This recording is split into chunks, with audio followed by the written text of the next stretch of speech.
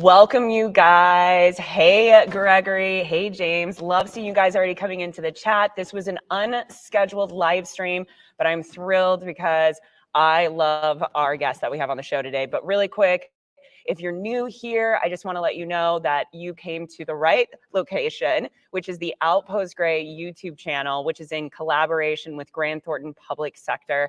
I'm your host, Jack Scott. And just to let you guys know, all of the amazing thoughts and opinions here on this show are of my unique thoughts and opinions and not Thornton's Public Sector's thoughts and opinions. All right, now that we've got that out of the way, let's go ahead and let's get our guest on the show. We are live streaming, as you can see here, in a different location. So I'm really excited about this because we're going to be talking with Kurtis Minder, who's the CEO of GroupSense. So without further ado.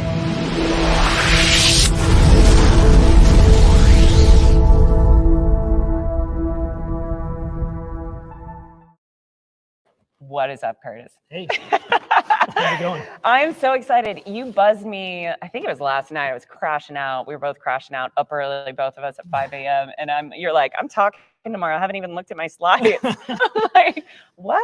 I annoy my team with that stuff. They're like, you didn't practice at all? I'm like, I'll figure it out. Yeah, he hadn't even looked at his slide deck until this morning. Yeah, but you crushed it. I mean, thank you. Yeah, I got to see the first part of his talk, which we're going to talk a little bit about. But before we dive in, can you share because we already have a live stream. If you go and check out the other live stream that we've done with Kurtis, but just high level, who is Kurtis and what does GroupSense do? Oh, sure. Who is Kurtis? So I'm the CEO and co-founder of GroupSense. I have a weird job. I'm also the head of our ransomware negotiation team. Super cool. So I spend a lot of time arguing with bad guys in Belarus. GroupSense is a digital risk protection company that I founded 8 years ago. Basically, if I'm going to simplify what that is we find digital artifacts that left the building, if you will, that are showing up places they shouldn't be and helping companies clean that up. Mm-hmm. Yeah, the negotiation piece we talked a lot about in the other live stream. I love that. I think that's what you're known for. You are that guy. You're the ransomware negotiation guy. It only works on bad guys, though. Like, I pay too much for my truck. No, it doesn't work on your significant other. No, it's useless. That's hysterical. Oh my gosh. Okay, so let's talk about what your most recent talk was on, which you just wrapped up like 10 minutes ago. What was the topic of your discussion? So we took the Lockheed Martin kill chain, which I assume most people are familiar with. The concept behind the kill chain is to identify a process that the bad guys go through, the threat actors go through in breaking into an organization or a network, and identify points where that could be interrupted, right? Where could we interrupt and mitigate the impact? Lockheed Martin has done a version of this that's pretty high level. What we did is we took that model and we dialed it in specifically to ransomware attacks, which have their own nuance. They're quite different than a normal attack. And so the main talk was about how you can take the Lockheed Martin kill chain and apply it to ransomware to help you design your response plans. Oh, that's so interesting.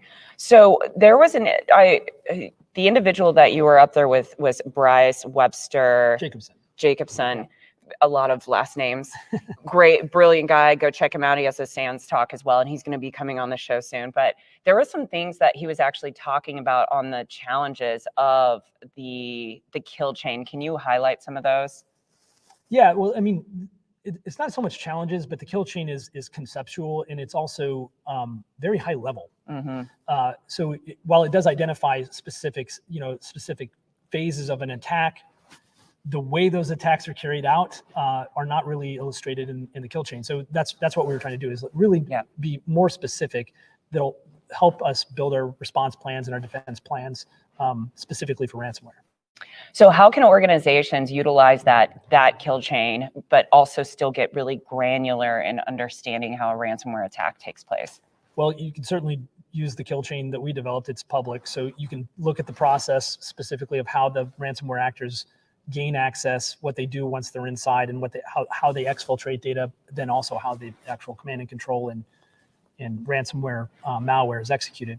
And we publish this on our website, so you can download that, and that has a really good explanation of which points you can interrupt the process. Where can they get that information? I almost forgot to ask that. Where can they find that kill chain? Just go to GroupSense. Yeah, groupsense.io. Under our blog section, there's a whole write-up on this. Okay, and Kimberly, I saw you in there. If you wouldn't mind finding that link, that would be fantastic if you're still there. Eric saw you hop in. Awesome to see you in Cybersecurity Central. Okay, so we're in a space right now that I feel like the threatscape is really maturing and growing faster than our response team can really attack it and go after it and defend the network. And we're seeing a rise in different types of tactics and techniques from adversaries. Ransomware is never going to go away. Would you say that's accurate? I would not say that's accurate. So I don't like to use superlatives in general. I love it. I never use superlatives. That's fine. So I don't think that that's necessarily true. There are things that can stop this. I think you might have left before I talked about my 4 things, but prevention, technology, policy, and negative consequences for the bad guys, which is my favorite but least likely. Also, the actual conflict that's playing out now with Ukraine, if for example the Russian government changes and is more Western friendly, which is potential outcome, I guess, or probable, then that could also impact. Most of these attacks are propagated from Russia, and Russia's has allowed these threat actors some amnesty unofficially, and that could go away, and that would be a good thing. So if you don't think, you think ransomware could go away, but let's talk about other tactics and techniques that we're seeing on the rise. What are the top ones that you're seeing right now that are new within the threatscape? Well, I mean, the targeted attacks, like for example, on critical infrastructure and stuff like that, the iterations of those are really focused around technology, malware changes and understanding like the device landscape, the IoT device landscape, like PLCs, et cetera. So they're evolving that software to work in that landscape where they traditionally worked in, in a Microsoft Windows environment. Now they're shifting to these sort of embedded operating systems and things like that. But I also want to point out that most attacks are not novel. They're actually pretty simple. And the bad guys, if you think about ransomware actors specifically, they're kind of lazy. And I like to say they have an ROI, they have a return on investment. They're going to spend as few hours and calories possible to hit their targets. And what we can do is make that difficult for them, like raise the bar. And that's the prevention part, right? Yeah, and that's I want to pivot on that a little bit, because some challenges, some discussions we've had within the CTI community, cyber threat intel community, is how we will name these threat actors, just like Colonial Pipelines, when that big breach happened, and we start naming them, and that gives them notoriety. What are your thoughts on that? How can we prevent, because they do that, then they're named, they're out in the public, which gives them notoriety, which only raises their level of influence within the space. How can we stop doing that? What? Yeah, I mean, I don't know how we can stop. I've seen those discussions as well, and I agree. There's no need to shine a spotlight on these folks. They're not good people. They're not special. They do want that, so that's why they use tools like social media to amplify their attacks. And they do, not paying attention to them could also have a negative consequence because they'll try harder to get your attention. Like, for example, I don't know if you've seen, but recently a couple of the threat actor groups have been defacing websites of their victims so that the victims' customers and partners know that they're being compromised. So they're always trying to raise the bar to get people's attention. And that's all they're doing. They're defacing websites, but they're not encrypting data. No, they're doing it after the actual ransomware attack. They'll attack the company. The company doesn't want that public, right? And then the threat actors will actually go in and then deface their website to say, we've attacked them, we've taken a copy of their data, and they haven't paid us. And it's on their website, right? So they're always trying to raise the bar to get people's attention. And that's what the obvious desired outcome for them is that company quickly pays them. That's the point. Yeah, let's talk about ransomware payments. Something that I'm going to say, an expert in is understanding the cyber criminals, and the reason that they go in is to encrypt data to get a ransom for ransomware, hence the name ransomware. what advice can you provide to organizations to A, protect themselves, or B, if they are breached, what should they do? Should they pay? Should they hire you? What does that look like? Yeah. It's a very unknown space. Yeah, those are the questions we get asked, at the beginning of any case, is like, should we pay? And the answer is, I don't know. It's a business decision, right? It's ultimately a quantitative business decision. And one of the things that we do as part of our response process is help companies make a quantitative business decision as possible, as quantitative as possible, business decision on whether to engage the threat actors at all. As far as on the defense side, we've been doing this a couple years plus. We usually have a good inventory of how the threat actors gained access in every case. And I could say that it's like the same 3 to 5 things. Most of those are largely preventable. So I think, defending themselves, there's some basic cyber hygiene things that companies can make. It doesn't mean, making huge investments in technology infrastructure either. It's just some basic changes that will reduce the risk significantly. I'm a big proponent of that. It's like the Stephen Covey sphere of influence. All of the things that I listed that could stop ransomware, what's the one that we as an individual can do? Prevention, right? And I think that's the place to start. Yeah, and Eric had a really good point in here too. He said, Eric Taylor, but most businesses are just numb to hearing about ransomware protection until it happens to them. So how can we get them to stop being numb? What do we need to do? Like your talk was a great example. I think it really engaged people. There was a lot of Q&A at the end. Is it more just education, more individuals getting out there and talking about it in an unconventional manner? Yeah, and I mean, that's what, yes, it's largely education. Also, we're quickly getting to a point where it's kind of like the pandemic, right? Where when it first came out, people were like, I don't know anybody who had COVID. And then suddenly everybody did, right? Similar with ransomware, even the small businesses, fewer and fewer of the talks I give, where people haven't known someone or known another business owner who have been hit by this. So that's sort of a dark way to look at it, but it is becoming more tangible. And those companies are realizing, oh, I might actually be impacted by this. But the other part is education. I do a lot of that. I volunteer a lot. I go to chambers of commerce. I talk to small businesses. I'm doing a TED talk on this topic. He is. On this topic about cyber hygiene and personal responsibility, which I think is actually a form of patriotism.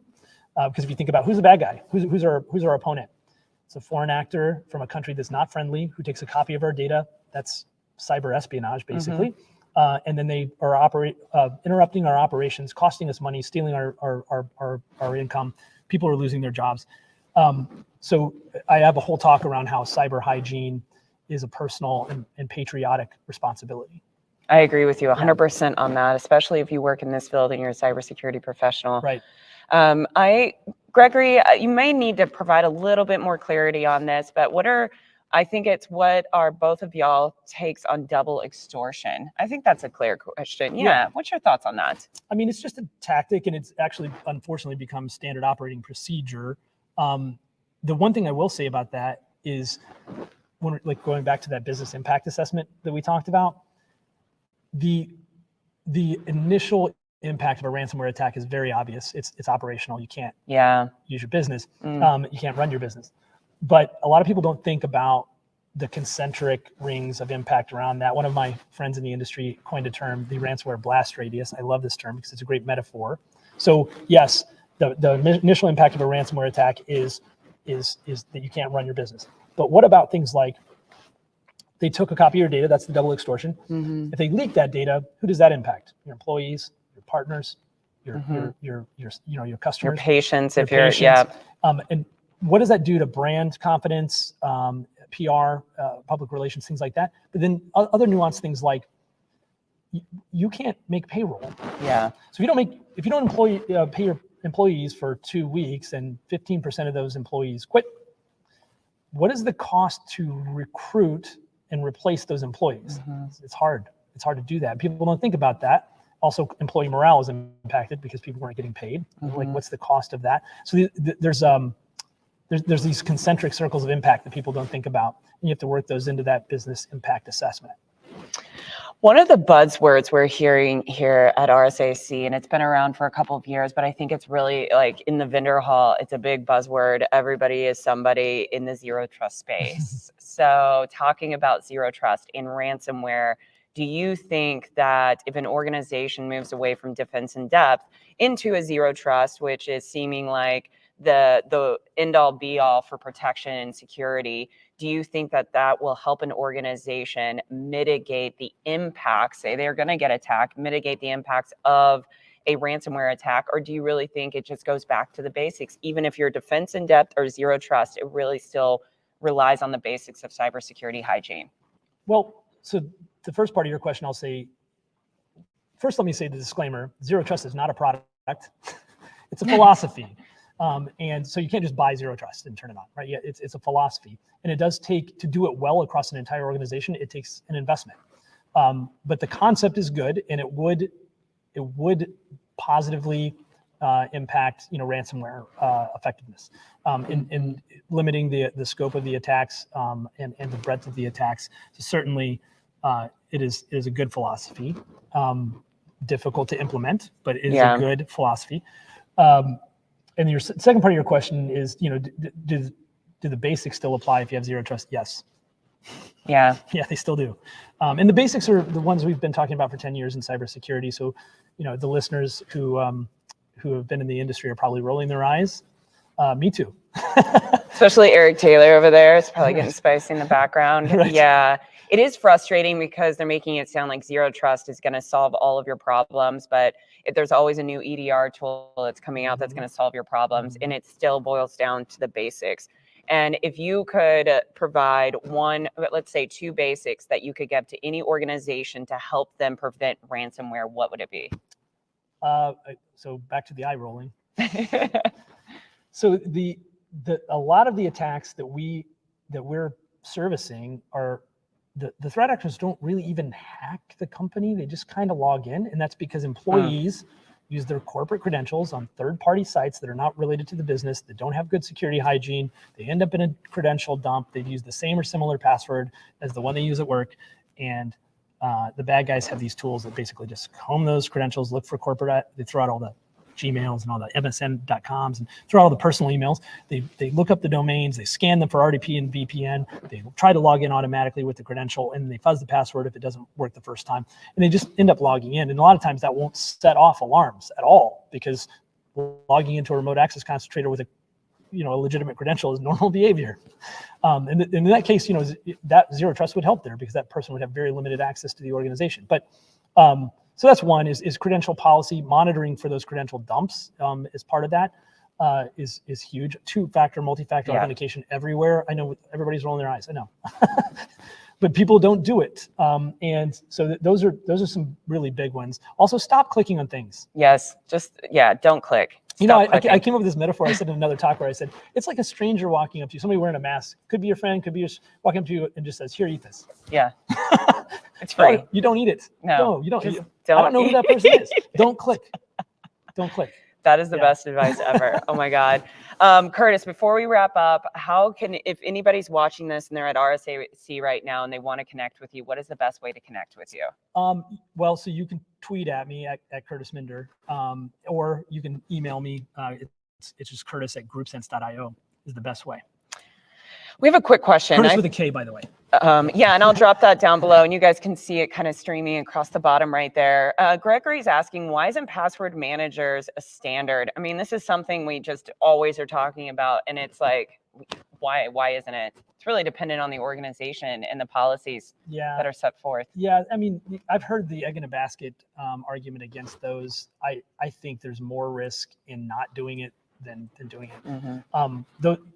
The password reuse is like this universal problem. And you think about how many passwords the average individual has, nobody's brain is going to be able to manage it. So they're going to manage it some other way. They're either going to use the same passwords or similar passwords, and they're going to have a little formula, changes here and there, or they're going to write them down, or they're going to keep a spreadsheet. These are all really bad ideas. So, the actual technology behind password managers is legitimate. It's great. I don't know what my passwords are. I know one. Yeah. I know one password. That's me too. And if I put 2-factor on that and I change that one a lot, Yeah. that's enough. And Yeah. that's manageable in my brain, Yeah. so yeah. 100%. Yeah. Too busy for all of that. All right. Well, you guys heard it here. I don't know if I mentioned it at first, but GroupSense is a strategic alliance with Grant Thornton. So really excited to have another opportunity to sit with Kurtis and just pick his brain. Great individual in this space to get connected with. His socials have been dropped in the chat. I will add them to the live stream or to the episode notes as well. Last thing, if you like this live stream, do me a favor, like and share, and also subscribe. We're a little over, we're about, last time I looked, 667 subs. We're trying to get to 700 by the end of this week. So share out to your community.